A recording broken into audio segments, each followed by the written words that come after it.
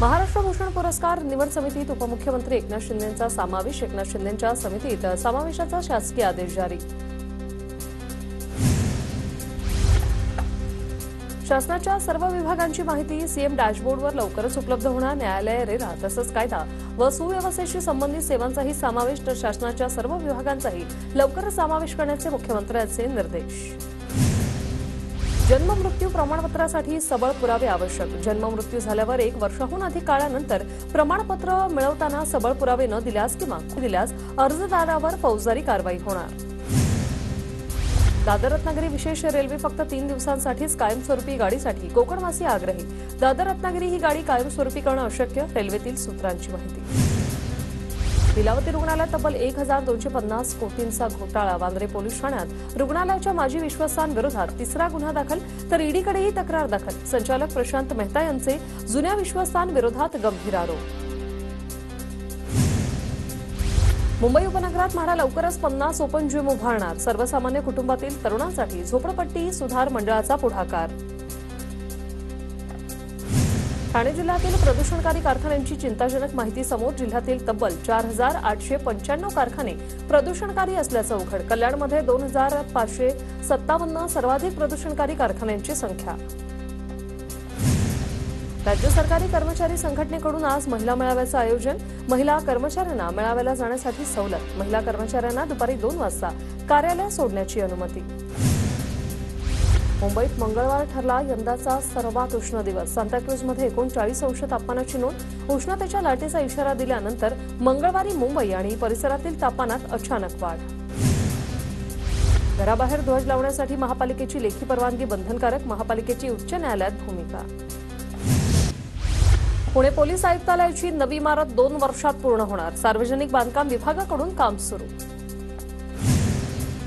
पुणे जिल्ह्याचा समग्र पर्यटन विकास आराखडा तातडीने तयार करा. जिल्हाधिकारी जितेंद्र डुडी यांनी दिले आदेश. पुण्यातील सिंहगड रस्त्यावर 43 आरू प्रकल्पांना टाळं. पुणे पालिकेकडून खासगी आरू प्लांटसाठी नियमावली लागू. मात्र नियम डावलणाऱ्या प्रकल्पांना टाळे. पुण्यात मागील वर्षभरात 40 पोलिसांवर हल्ले. सरकारी कामात अडथळा आणण्याच्या प्रकारातही मोठ्या संख्येने वाढ. पोलिसांवर हल्ल्याची आकडेवारी समोर. पुणे रिंग रोड प्रकल्पाच्या कामाला वेग. जिल्हाधिकाऱ्यांकडे 13 गावांमधील 115 हेक्टर जागेच्या भूसंपादनाचा प्रस्ताव. शहरातील वाहतूक कोंडी सोडवण्यासाठी रिंग रोडच्या निर्मिती करण्यास प्राधान्य. ज्येष्ठ अभिनेते अशोक सराफ यांना यशवंतराव चव्हाण कला पुरस्कार जाहीर. पुण्यातील प्रकाश ढेरे चॅरिटेबल ट्रस्ट आणि गंगा लॉज मित्र मंडळाकडून पुरस्कार देण्यात येणार. पुणे आणि आजूबाजूच्या परिसरात जीबीएस आजाराचा प्रादुर्भाव कमी. जीबीएसचा जास्त प्रभाव असलेल्या विभागात एकाही नव्या रुग्णाची नोंद नाही. स्वारगेट अत्याचार प्रकरणी एसटीचे 4 अधिकारी निलंबित. आगार प्रमुख, वरिष्ठ आगार निरीक्षक, कनिष्ठ निरीक्षक आणि सहाय्यक वाहतूक अधीक्षक निलंबित. 4ही अधिकाऱ्यांवर हलगर्जीपणा दाखवल्याबद्दल कारवाई. नवी मुंबईतील वाशीत एपीएमसी बाजारात आवक वाढल्याने हापूस आंब्याच्या दरात घसरण. हापूसच्या प्रतिपेटीचा दर 500 ते 1000 रुपयांनी कमी झाला. हापूसच्या 4 ते 6 डझनाच्या पेटीला 3 ते 6 हजारांचा दर. नवी मुंबई परिसरात मोठ्या प्रमाणात अनधिकृत बांधकाम. सिडको मुख्यालयासमोर 2 दिवसापासून सामाजिक कार्यकर्ते प्रसाद खळे यांच्या नेतृत्वात सुरू असलेलं आंदोलन स्थगित. मागण्या मान्य न झाल्यास पुन्हा आंदोलनाचा इशारा.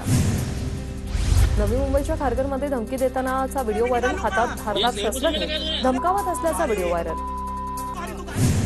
डोंबिवलीतील संघाच्या शाखेवरील दगडफेक प्रकरण. आरोपी रिजवान सय्यदला 2 दिवसांची पोलीस कोठडी. 4 अल्पवयीन आरोपींची बालसुधारगृहात रवानगी. सोनं खरेदीसाठी आलेल्या व्यक्तीकडून सोन्याची खोटी अंगठी घेऊन खरी अंगठी लंपास. उल्हासनगरातील एका ज्वेलरमध्ये चोरीचा प्रकार. चोरीची घटना सीसीटीव्ही कॅमेऱ्यात कैद.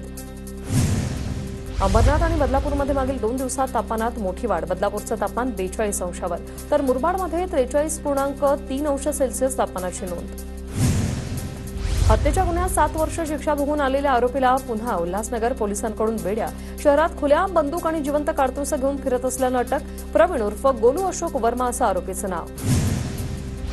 अंबरनाथमध्ये धुळवडीच्या निमित्तानं युवा सेनेकडून युवा रंग महोत्सवाचं आयोजन. या महोत्सवात विविध कार्यक्रमांचं आयोजन. या महोत्सवात सर्वांना विनामूल्य प्रवेश असणार. कुर्ला नागरिक सहकारी बँकेची रणधुमाळी. रयत पॅनलकडून मतदारांना मतदानाचं आवाहन. पुण्यातील सिंहगड इन्स्टिट्यूटला महापालिकेचा दणका. कोंढवा सिंहगडच्या 3 इमारतींवर कारवाई. 3ही इमारतींची मिळून 274 कोटींची थकबाकी. अहिल्यानगरच्या कोतुळ गावात दिवसा ढवळ्या बिबट्याचा वावर. दत्त मंदिर परिसरात बिबट्या असल्याची चर्चा ऐकून ग्रामस्थांनी बिबट्याला पाहण्यासाठी गर्दी केली, तर बिबट्याने ग्रामस्थांवरच हल्ला केल्याचा व्हिडिओ समोर. नागपुरातील प्राचीन पोदारेश्वर राम मंदिराला 103 वर्ष पूर्ण. त्यानिमित्ताने भव्य दीपोत्सवाचं आयोजन. तब्बल 1.5 लाखाहून जास्त दिवे लावून दीपोत्सव साजरा.